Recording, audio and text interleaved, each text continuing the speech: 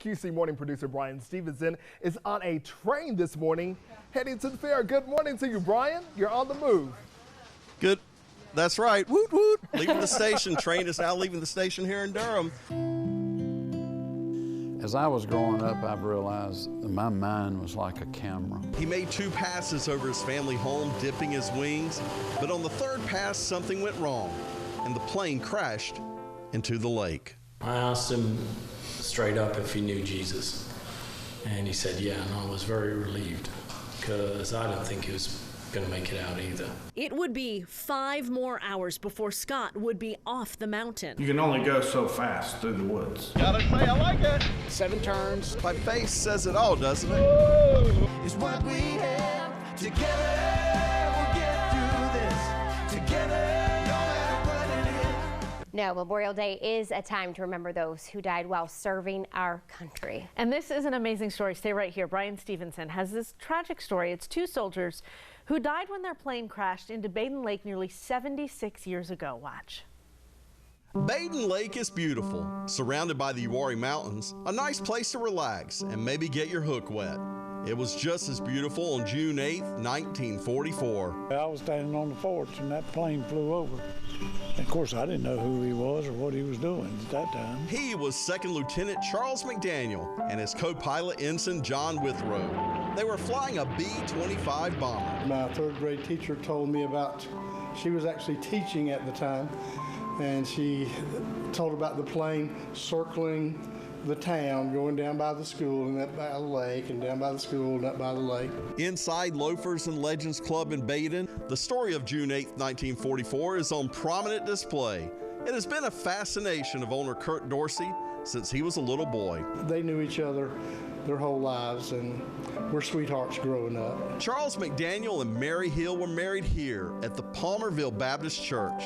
They were newlyweds when Charles went off to serve his country. His job was to fly the newly constructed planes to the individual bases. As fate would have it, during one trip, he had to land in Charlotte for the night on his way to Cherry Point. So he caught a ride home to see his new bride Mary and his parents. He told them he would do a flyover the next day on his way to his destination. Mom and his new wife came out into the cow pasture, and they're waving at him as he goes through. Oh, he was low enough, yeah. He just went right over. I saw him, the plane perfect, yeah. He wasn't up no high at all. He was right over treetops. He made 2 passes over his family home, dipping his wings. But on the 3rd pass, something went wrong, and the plane crashed into the lake. It must have been such a sinking feeling, such a gut-wrenching, awful feeling knowing that plane went down. And then, of course, it would have taken them some time to find out for sure that they didn't come to the surface. Charles McDaniel and John Withrow were dead. The plane is definitely at the bottom of Baden Lake and somewhere between 80 and 120 feet of water. The Navy sent down divers to locate the men and the plane. They even set off dynamite, supposedly to try and raise it up. Most theorize, though, that the explosives were actually meant to destroy top secret equipment. Only a few pieces of the plane were ever recovered. Inside the Baden Museum is a display with a radio tube and the front landing gear. And it was kind of missing in action for about 70 years. And I looked on it a few years back. As for the cause of the crash, no one knows for sure. The military blames it on pilot error. Others believe they hit an air pocket or there was engine failure. Regardless of the cause, most people want to make sure you remember the 2 men. These young men were, like so many others, were trying to serve their country. A few miles away from the monument in their honor is the Palmerville Baptist Church Cemetery. There you'll find a headstone in memory of Charles McDaniel. It's only a few feet away from where his wife Mary was buried, and about 1.5 miles from his actual grave at the bottom of Baden Lake. They should stay down at the bottom of Baden Lake, even if they could be recovered. And who could argue of a more peaceful resting place? At Baden Lake, I'm Brian Stephenson for QC Morning. August 22nd, 2018, Scott Van Cannon of Union County had gone for a hike deep in the western North Carolina mountains. He's an experienced hiker, but on that Wednesday afternoon, something happened that nearly took his life. He was bitten by a rattlesnake. Many have called his rescue that day a miracle. So we traveled to the mountains to talk with the incredible team that saved Scott's life. WBTV's Krista Miranda has the story of the miracle on Ellicott's Rock Trail. Boone and I just headed down the trail without a care, and it was just a beautiful day. I think it was 75 degrees that day. Scott Van Cannon loves hiking with his dog Boone.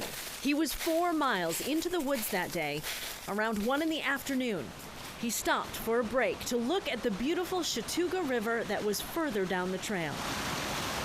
As I took one step to go on down to the river, that's when I caught the movement out of the corner of my eye, and I saw the snake head and the fangs come up, and the snake struck me in my left calf. It's like being whacked across the leg as hard as I've ever been hit by a branch. And as soon as I stood back up, I actually could taste the poison in the back of my mouth. The immediate thought was, okay, you know, call 911. And so I reached into my pant pocket and I pulled out my phone, and like it says today, no cell service. Scott tried his best to start walking out, but the venom from the bite was shutting his body down. And that's when I began to crawl to the spot where I ended up. I just had this, honestly, just this like gut feeling that something was wrong. Scott's wife, Nan, wanted to go looking for him. But look closely at the text that he sent her.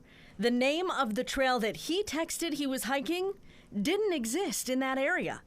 Amazingly, Scott left a hiking book on the table, and the book was opened to the Ellicott Rock Trail. She drove to the trail, she found his truck, but no sign of Scott. I'm driving through town, and I just had this, I don't even know how to say it. It's like I was kind of led to turn into the Highland hiker. As Nan was getting help, Scott was getting worse. He began to think he wouldn't make it out alive. So look what he did. He recorded this cell phone message for his wife and children. Hey, sweetheart, I love you so much. I got bit by a snake. I can't move hardly anything. So I don't know if I'm gonna make it out of here or not. It's a tough video to watch, but Scott knew he was in bad shape. I tell Jackson, Maggie, and Danielle, and Jake, I love you. You're the best thing that ever happened to me. So if I make it, I'll see you. If not, I'll see you in heaven. I love you so much. But as he was recording that message, help was on the way. Thought we really may have something going on is when he told me that there was tracks going in, but none coming back out. This is part of an incredible team of rescuers who came together that night. It would be a difficult operation in tough terrain. Because the trail was like 1 foot, 2 foot. Yeah, 2 feet wide, yeah, and slippery on each side. And Chief Ryan Gearhart sent Eric Pearson to look for Scott. About 7:30, he found him, 6 hours after the bite. He was not in good shape. I asked him if he would build me a fire because I was shivering so bad. Got a fire built, got his body temperature back up, trying to keep him awake. When I got him conscious, I'd have him drink fluids. 3 of us went just as hard and as fast as we could go into the woods to get to Eric and the Scott. He was a mess. He was what we call LOC, maybe 3 or 4. He was coming in and out.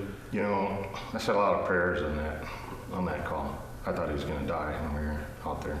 I asked him straight up if he knew Jesus, and he said yeah, and I was very relieved because I didn't think he was going to make it out either. It would be 5 more hours before Scott would be off the mountain. You can only go so fast through the woods on a trail, you know, and so we had a team going in first with a Rokon motorcycle. The motorcycle got there and we got it turned around. We basically just picked him up and set him on it. And I don't know if somebody tied his hands or what. I kind of held him up and held the ID pole. As the motorcycle drove, we took turns holding him. We were getting ready to put him on that makeshift stretcher, and then the headlights of the other guys come through the woods, and you could see them bouncing, just the lights coming. And for me, that was like, we got the cavalry's arrived, you know. I can remember just looking out through the woods and seeing these headlamps, and they were just bright lights. It looked like angels, you know, all along the trail. It's kind of a sigh of relief, you know, hey, we've got it, we've got him out. That's where the next part of Scott's journey would take off. Mission Hospital in Asheville had its Mama helicopter on scene.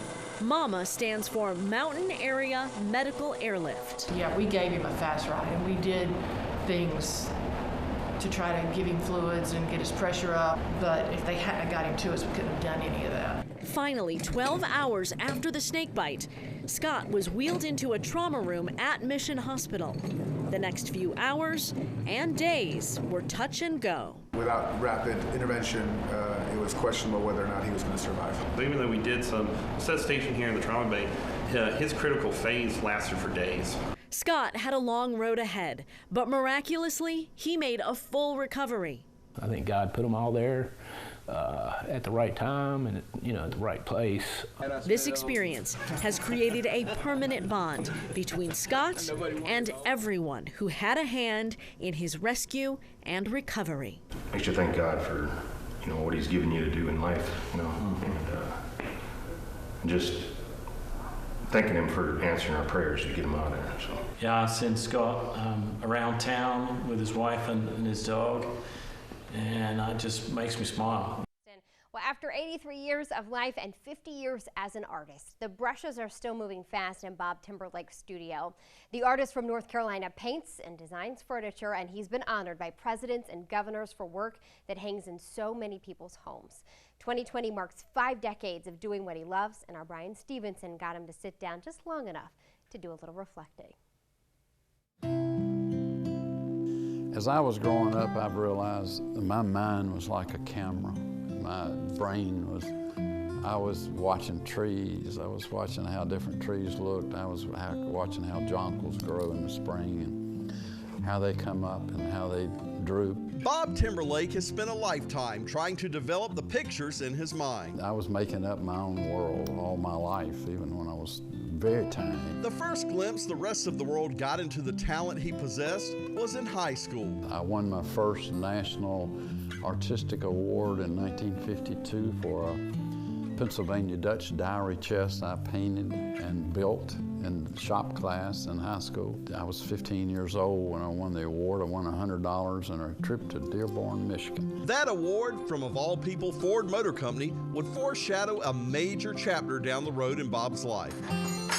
But first, his focus would be on painting. In 1970, the fuse was lit on his professional career. It started off with a bang. I had a show up in Winston-Salem in May of 1970, and it was the first sold-out exhibition they ever had. From Winston-Salem, his success migrated north. So in 1 year's span, I had gone from showing in Winston-Salem, which was a big honor for me, to going to New York for them to sell my work. That was huge, and I did not actually realize how big it was. Since that first successful year, his art has been shown around the world. Most of his paintings reflect Bob's love for the outdoors. It was a combination of those two loves that has led to a 45-year relationship with Keep America Beautiful. People start pollution. People can stop it. And I started working with Iron Eyes Cody. I went to California. He and I did, you know, we did all the PSAs together. The anti-litter campaign, which was aimed at school kids and their parents, produced television ads, a postage stamp, and received honors from Presidents Jimmy Carter and Ronald Reagan. We wanted those 4th and 5th graders to put the pressure on their mom and dads to pick up trash.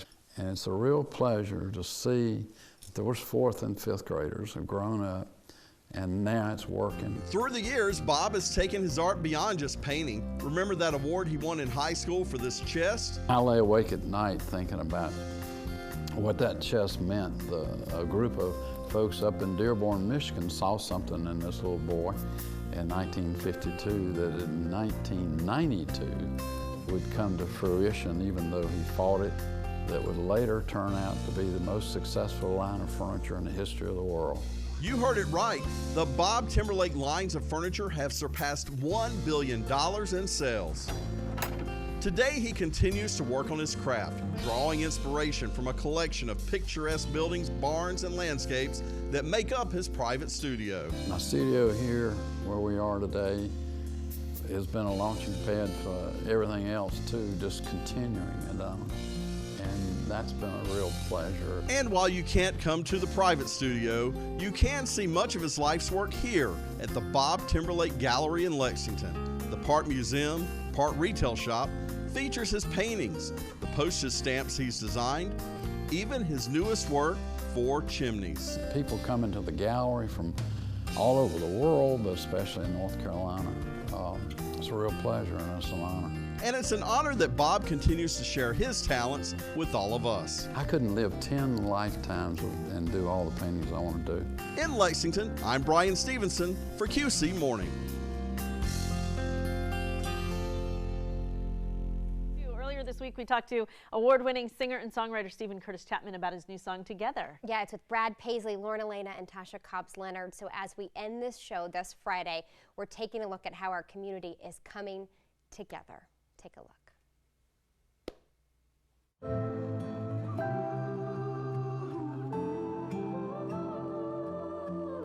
There are now more than 11,800 cases in North Carolina. I can see the panic in your eyes, and I know you can see it in mine. We've been through some crazy things before, but nothing like this. You know I've always got a lot to say, but this has left me nothing but afraid. And I've got one thing I'm holding on to, and it's your hand. 'Cause I believe together we'll get through this. Together.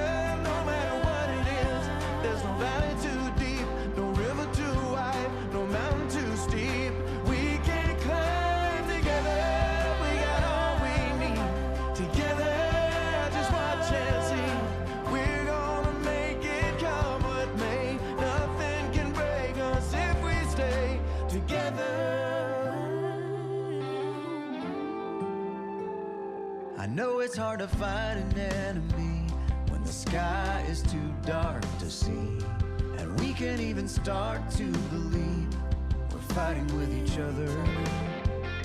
But if we really look deep enough, I believe we can find the love.